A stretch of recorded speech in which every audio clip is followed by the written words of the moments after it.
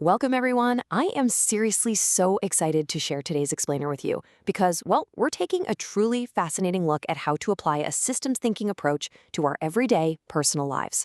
We're going to pull some incredible insights directly from a highly detailed, just incredibly meticulous weekly review published by a developer named Ang. You see, instead of just letting life happen to him, Ang treats his entire week like a complex software project. He tracks data, he identifies bugs, he pushes patches, and he iterates. It's honestly a masterclass in treating your life as a series of interconnected systems that you can actually debug and optimize. So the crucial point is, before we even think about optimizing anything else, our work, our hobbies, our environments, we absolutely have to ensure our underlying infrastructure is rock solid. Ang's philosophy treats health not just as a fun side quest, but literally as the essential foundation. Think about it like this. If your server is down, none of your applications can run. A proactive focus on wellness gives you that daily energy, that mental clarity, and the long-term resilience you need to hit literally every other goal on your list. We can all relate to this, right? If you're running on empty, your output across the board is just going to suffer. Today, we're going to audit 4 key systems. 1, optimizing the hardware. 2, fueling the system. 3, the pragmatic programmer. And 4, cultivating the environment. Okay, let's dive into this. Section 1, optimizing the hardware. Now, as anyone who loves data knows, bad data leads to bad decisions. And sometimes our own tech kind of loves to trick us. Ang noticed his sleep tracker was telling him he got an average of 6.5 hours, but he was feeling incredibly sluggish. Well, it turns out the tracker was artificially splitting his sleep sessions right at midnight. By switching to a rolling 24-hour calculation, he finally got the real data, and that revealed his circadian rhythm was genuinely out of whack, which he actually debugged by simply tweaking his dinner times and cooling down his room to lower his core body temperature.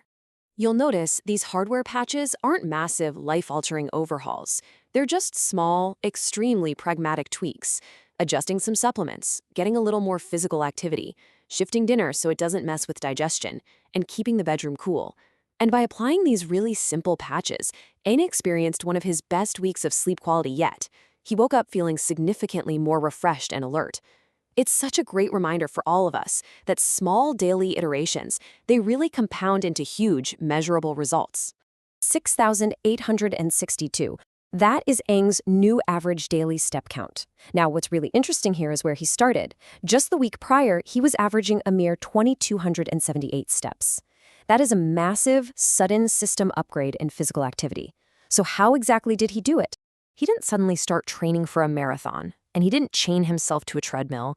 He achieved this completely organically. He simply layered the activity right into his existing daily loops. We're talking an extra grocery run, a few field trips, running errands manually, and indulging in his photography hobby by going on a couple of totally unplanned photo walks. He blew past his threshold without much effort or deliberation, literally just by integrating movement into normal, everyday life.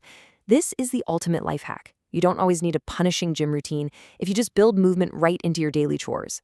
Of course, when you push any older system past its usual limits, you're going to get some warning lights. For Ang, this sudden spike in steps triggered sporadic knee pains and muscle spasms. But instead of viewing this as a failure, he frames it perfectly. It's just a manageable part of the aging hardware process. Basically, a system warning. So, instead of trying to push through the pain with intense strength training, he applied a conservative recovery patch, mostly massaging and heat pad treatments. He listened to the hardware, adapted, and adjusted accordingly. Let's move on to Section 2, fueling the system. Every system change has downstream effects, right? Ang was initially doing a 2-meal intermittent fasting routine, but poor sleep ended up spiking his cortisol, which then led to junk food cravings. So he patched it by transitioning to a 3-meal system. The new bug? His appetite increased even when he wasn't hungry, and his weight hit 70.15 kilograms. That's up almost a full kilogram. But instead of panicking over the extra weight, he exhibited perfectly pragmatic acceptance. You just gather the data, you observe the bug, and you adjust again. And adjust he did. To counter the weight gain and those cravings, Ang iterated on his fuel sources. He leaned heavily into a 2-11 diet, meaning a ratio of 2 parts plants, 1 part protein, and 1 part carbs. He opted for more self-cooked meals, specifically cooked salads and miso noodle soup. To put the brakes on cravings, he used green tea as a sort of interruptor. And amidst all this strict data tracking, he made this surprisingly pleasant discovery: rooibos tea with milk. It's caffeine-free, incredibly comforting, and perfectly supports his sleep goals while still satisfying his palate.